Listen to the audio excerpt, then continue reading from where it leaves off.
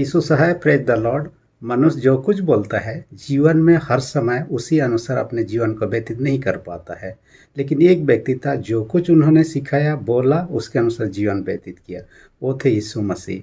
आज का पहला क्रूस बनी जो यीशु के क्रूस के ऊपर में से बोले गए 7 क्रूस बनियों में से पहला क्रूस बनी में हम इन्हीं बातों पर देखेंगे। यीशु मसीह ने लोगों को क्षमा की बात कही और अपने जीवन में इसको अमल करके दिखाया।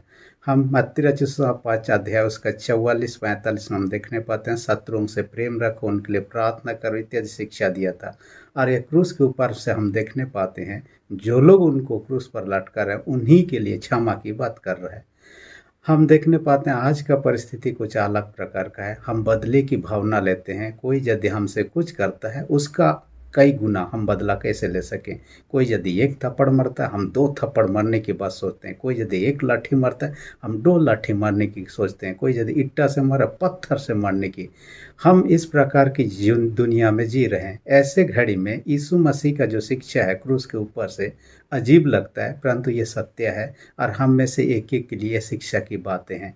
हम यीशु को देखने पाते हैं जो कि निर्दोष था, फिर भी क्रूस काट में लटका दिया गया, क्योंकि पिलातुस जो इसका न्याय किया था उन्होंने कहा मैं इसमें कुछ भी दोष नहीं पाता, और फिर भी लोगों का कहने के कारण से जोर से जबरदस्ती कारण से यीशु को क्रूस पर चढ़ाने के लिए अनुमति दे देता है। दूसरा जो यीशु के साथ 2 लोग क्रूस काट में लटके गए थे, एक दाहिने एक बाएं। दाहिने वाला व्यक्ति कहता है इस व्यक्ति कुछ भी गलत काम नहीं किया है। वो गवाही देता है कि यीशु कुछ भी गलत काम नहीं किया है। जो सिपाही वहाँ यीशु को क्रूस काट में लटकाया उनमें से एक ने कहा निश्चय यह व्यक्ति धर्मिता कहता है। यानी कई ऐसे जगह हम देखने पाते हैं लोग जो देखने पाते हैं यीशु को निष्पाप था ये प्रमाणित कर चुके हैं। वचन में कई जगह हम देखने पाते हैं यीशु सब बातों में परखा तो गया परंतु निष्पाप निकला, फिर भी क्रूस काट में लटका दिया। क्रूस काट में सिर्फ 6 घंटा था और इसी 6 घंटा उन्होंने 7 बातों को कहा और जिसे 7 क्रूस बानी के नाम से जाना जाता है। आज उन 7 क्रूस बानी से पहला क्रूस बानी पर हम चर्चा करेंगे। और पहला क्रूस बानी जो लूका 23 उसका 34 में वर्णन है, हे पिता इन्हें क्षमा कर क्योंकि ये जानते नहीं कि क्या कर रहे हैं। इसमें हम 3 बातों को ध्यान देंगे। पहला है प्रार्थना, हे पिता, ये प्रार्थना का शब्द है। दूसरा कहता है इन्हें क्षमा कर। तीसरी बात हम जिस पर ध्यान देंगे वो कहता है क्योंकि ये जानते नहीं कि क्या कर रहे हैं। इन 3 बातों पर हम चर्चा करेंगे। जब हम देखने पाते यीशु क्रूस के ऊपर में सुबह 9 बजे से लेकर दोपहर 3 बजे तक लटके हुए थे और 9 बजे से 12 बजे तक के बीच में उन्होंने 3 क्रूस बानियों को उन्होंने कहा। उसके बाद 12 बजे से लेकर 3 बजे तक अंधकार छाया रहा। जैसे अंधकार छाया रहा इसी बीच में चौथा क्रूस बानी को उन्होंने कहा एली एली लमा सबक्तनी। उसके बाद जैसे ही फिर रोशनी आ गया, अंधकार हट गया, उसके बाद बाकी के 3 क्रूस बानियों को उन्होंने कहा और लास्ट क्रूस बानी जैसे उन्होंने उच्चारण किया प्राण त्याग दिया। हम उन क्रूस बानियों का आने वाला समय में एक के बाद एक चर्चा करेंगे, परंतु आज पहले क्रूस बानी। पहला क्रूस बानी के पहला में क्या कहता है, हे पिता, ये प्रार्थना के शब्द है और यीशु मसीह का ये याजकीय प्रार्थना है। याजक लोग क्या करते थे, लोगों के लिए परमेश्वर से प्रार्थना करते थे, उनके पापों की क्षमा के लिए, उनको बेहतरीन जीवन के लिए, उनका उत्तमता के लिए प्रार्थना करते। यीशु मसीह का 3 पदवी था, एक राजा के रूप में, एक भविष्यवक्ता के रूप में, एक महायाजक के रूप में। और महायाजक का काम होता था लोगों के लिए परमेश्वर के सामने बलिदान चढ़ाना, उनके लिए दुआ करना, प्रार्थना करना। यीशु मसीह यहाँ महायाजक बनकर लोगों के लिए दुआ कर रहा है। इनके क्या के लिए, क्षमा के लिए दुआ कर रहा है। हे पिता, लोग ऐसे घड़ी में अपने लिए दुआ करते, मुझे बचा लीजिए, मुझे ये दीजिए, वो कीजिए, या तो उस समय उनको जो ज़रूरत होता। परंतु यीशु मसीह दूसरों के बारे में सोच रहा है, जगत के लोगों के बारे में सोच रहा है। ये याजकीय प्रार्थना ही हो सकता है। यीशु का सेवकाई का शुरुआत में भी हम देखने पाते हैं प्रार्थना से शुरू करता है और हम यहाँ देखने पाते हैं अंतिम घड़ी क्रूस के ऊपर में, उसके बाद तो प्राण त्याग देता है। यहाँ भी प्रार्थना को हम देखने पाते। प्रार्थना मसीह जीवन का श्वास कहा जाता है। हम श्वास ले रहे हैं तो शारीरिक रूप से हम जीवित है ये समझा जाता है। जो व्यक्ति श्वास नहीं लेता है समझ लीजिए वो मरा हुआ है। तो प्रार्थना जो है मसीह जीवन का श्वास है। जो व्यक्ति श्वास ले रहा है तो प्रार्थना कर रहा है, इससे समझा जाता है आत्मिक रूप से जीवित है। जो व्यक्ति प्रार्थना नहीं कर रहा है, इसका मतलब आत्मिक रूप से श्वास नहीं ले रहा है, आत्मिक रूप से मरा हुआ अवस्था में। शारीरिक रूप से जीवित है परंतु आत्मिक रूप से। इसलिए आपको मुझे भी प्रार्थना यीशु के समान करना चाहिए। जबकि परमेश्वर का पुत्र होने के बाद भी रात रात भर भी वो प्रार्थना में समय व्यतीत करता था। यहाँ पर यीशु मसीह जैसे दूसरों के लिए प्रार्थना करें, आपको मुझे इससे शिक्षा मिलती है कि हम भी दूसरों के लिए प्रार्थना करें। बाइबल कहता है, पहला तिमुथी 2:1 में कहता है, सबसे पहले प्रार्थना निवेदन सब मनुष्यों के लिए किया जाए कहता है।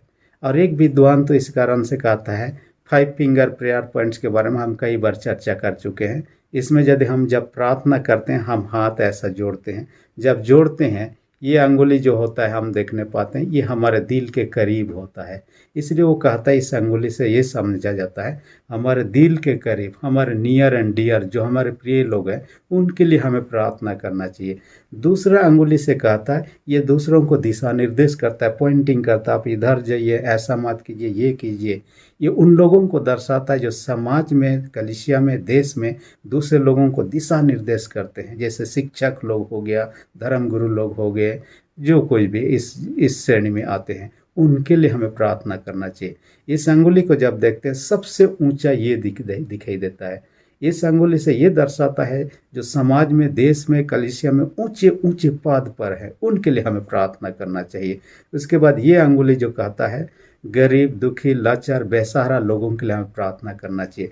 और सबसे छोटा अंगुली जो कहता है अपने लिए प्रार्थना करना चाहिए। इसलिए हम दूसरों के लिए प्रार्थना में लगे रहें, एक समय नहीं, निरंतर। रोमी 12:12 में इसलिए कहता है, प्रार्थना में नित्य लगे रहो, हर दिन हमें प्रार्थना करना चाहिए। दूसरा विशेष बात हम देखने पाते हैं, हे पिता इन्हें क्षमा कर कहता है। यहाँ क्षमा की बात यीशु मसीह उन लोगों के लिए कर रहा है जो उनको क्रूस पर लटका रहे हैं। ये अजीब लग रहा है परंतु यीशु मसीह ने ऐसा ही किया। बदले की भावना उसमें नहीं था, क्योंकि उसने जगत के लोगों को नष्ट करने के लिए नहीं, उनको बचाने के लिए आया हुआ था। इसलिए उन्होंने क्षमा के बारे में शिक्षा दिया, न केवल खुद क्षमा दिया, क्रूस के ऊपर से लोगों को क्षमा दिया, परंतु क्षमा के लिए शिक्षा दिया। क्या कहता है, हमें भी दूसरों को क्षमा देना चाहिए। जब इस शिक्षा को दिया, पतरस ने यीशु मसीह से पूछा, हे प्रभु, मेरा भाई यदि गलती करता हो, एक बार नहीं, 2 बार नहीं, 7 बार तक गलती किया, क्या 7 बार आकर पछतावा करता है, मुझे 7 बार क्षमा करना चाहिए? यीशु मसीह ने कहा, ऐसा नहीं है, 7 का 70 गुना, यानी 7 × 70 490 होता है। गणित के हिसाब से देखिए, मैथमेटिकली। तो हम क्या डायरी मेंटेन करें? एक बार हुआ, 2 बार हुआ, 50 बार, 100 बार, 490 के बाद में क्षमा नहीं करना? यीशु मसीह का ऐसा कथन नहीं था। जब भी कोई हमारे प्रियजन सच्चा पछताव करके हमारे पास क्षमा के लिए आता है, हमेशा क्षमा देने के लिए हमें रेडी रहना चाहिए। हाँ, जो पछताव नहीं करता है, क्षमा नहीं चाहता है, वो क्षमा का भी प्राप्त नहीं करेगा, परंतु जो सच्चा पछताव करता है उस क्षमा देने के लिए हमें तैयार रहना चाहिए। इसलिए यीशु मसीह ने एक सुंदर उदाहरण दिया।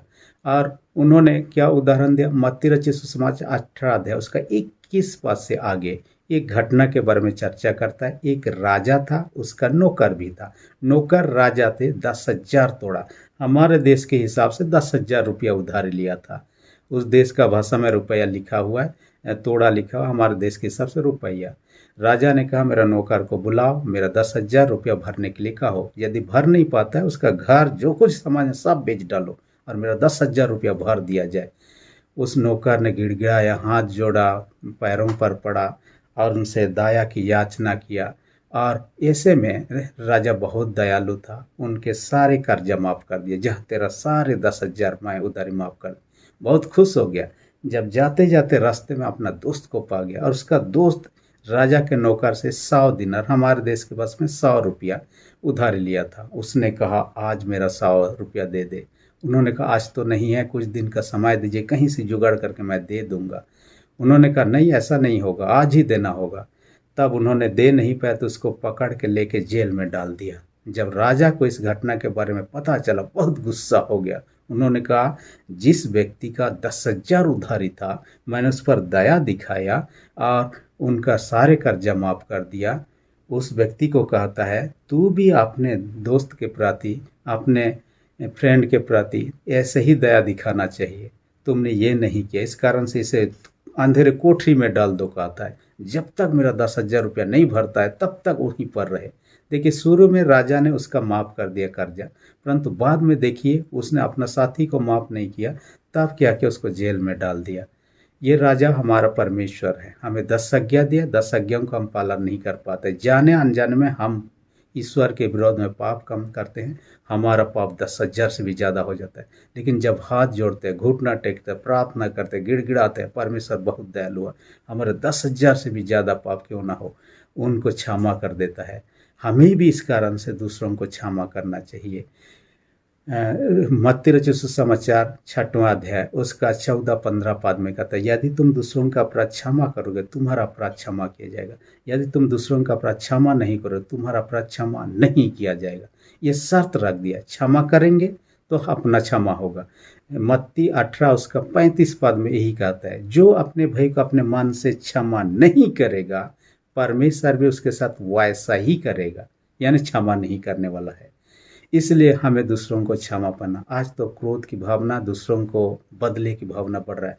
हाल ही में अमेरिका की एक घटना के बारे में सुन रहा था। एक टीचर को उसी का स्टूडेंट ने किडनैप कर लिया, और ये कब हुआ, जब वो 9 क्लास में था। उस समय उस टीचर ने, क्योंकि ये पढ़ाई में कमज़ोर था लड़का, उसको कम मार्क दिया, जिनके कारण से उनका ग्रेड कमती रहा और आगे चलकर अच्छे कॉलेज में दाखिला नहीं मिला, अच्छे नौकरी भी नहीं मिला, और उसका जिम्मेवारी उस टीचर को समझने लगा, जब कि उसका अपना स्वयं का गलती था। 10-15 साल बीतने के बाद में जब एक समय आया, उसका टीचर को ही किडनैप कर लिया।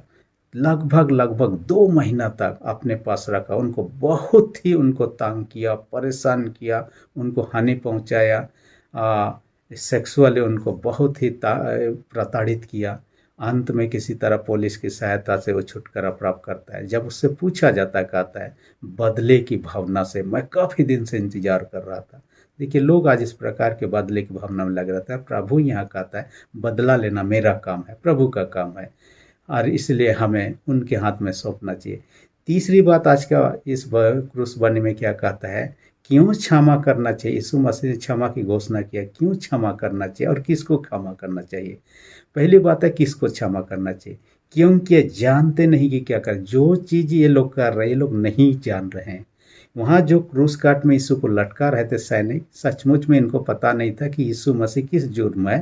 हालांकि ये जान रहे थे कि इस जुर्म में उनको पकड़ाया है, लेकिन उतना नहीं जानते थे जितना यहूदी अगुए लोग जानते थे। इसलिए वो लोग सिर्फ अपना ड्यूटी निभा रहे थे। इसलिए उनके लिए सटीक बैठता है, क्योंकि ये जानते नहीं कि क्या कर रहे हैं। यीशु मसीह ने क्या सिर्फ सिपाहियों के लिए क्षमा की बात कही? नहीं। जो यहूदी अगुए लोग, ये लोग जानबूझकर ईर्षा डाह से यीशु को पकड़ना चाहा, मार डालना चाहा।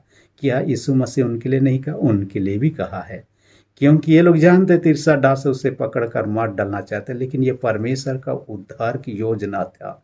यीशु मसीह को क्रूस काट में लटक कर प्राण देना है, लहू बहाना है, पापियों को बचाने के लिए उनको करना ही था। ये परमेश्वर की योजना के बारे में ये लोग अनजान थे। इसलिए यहाँ पर कहता है, क्योंकि ये जानते नहीं कि ये क्या कर रहे हैं।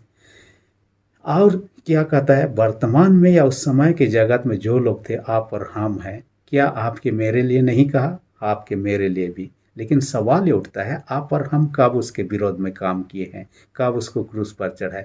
मत्ती रचित सुसमाचार 25 अध्याय में 31 पद से आगे कहता है, संसार के आखिरी दिन में सब लोग इकट्ठा किए जाएंगे, एक तरफ धर्मी लोग, एक तरफ पापी लोग। धर्मी लोगों से कहेगा, हे पिता के धन्य लोग, जब मैं भूखा था तुमने खाना खिलाया, जब मैं प्यासा था तुमने पानी पिलाया, जब बीमार में था तुमने सेवा शुद्धि की। तब ये लोग पूछेंगे, प्रभु कब आपको ऐसा देखा, कब खिलाया, कब खिलाया। मत्ती 25 का 40 में कहता है, इन छोटों से छोटों में से किसी के साथ तुमने किया, यानी किसी के साथ हमने किया तो प्रभु के साथ किया, इनडायरेक्टली हम प्रभु के साथ किए हैं। तब पापी लोगों से कहेगा, हे दुष्ट लोग, नरक में चले जा, जब मैं भूखा था तुमने खाना नहीं खिलाया, जब मैं प्यासा था तुमने पानी नहीं पिलाया, जब बीमार में था तुमने सेवा भी नहीं की। तब ये लोग पूछेंगे, प्रभु कब हमारे घर आए, कब नहीं खिलाए, कब नहीं पिलाए।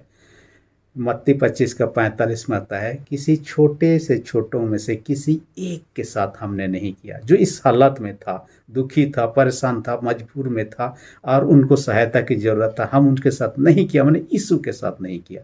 इसलिए आज यीशु कहता है हम किसी को बेइज्जत कर रहे हैं, किसी को अपमानित कर रहे हैं, किसी को हम परेशान कर रहे हैं, इनडायरेक्टली हम यीशु के साथ कर रहे हैं।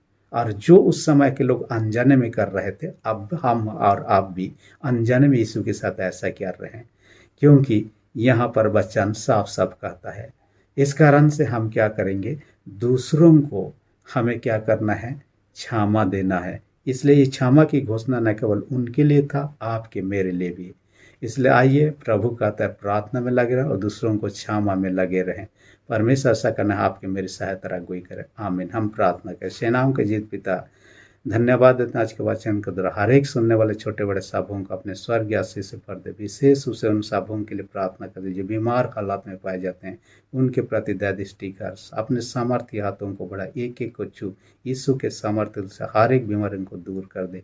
जिनके विश्वास कमजोर, उनके विश्वास को दृढ़ मजबूत कर। प्रार्थना यीशु के नाम से मांगते हैं, आमीन। अब तक यदि आपने मेरे चैनल को सब्सक्राइब नहीं किया, इसी घड़ी रेड बटन को प्रेस करके सब्सक्राइब कर दीजिए और आने जो बेल आइकन निकलेगा उसे भी प्रेस करके ऑल पर सेट कर दीजिए, ताकि आने वाले वीडियोस का नोटिफिकेशन आपको समय पर मिल सके। धन्यवाद।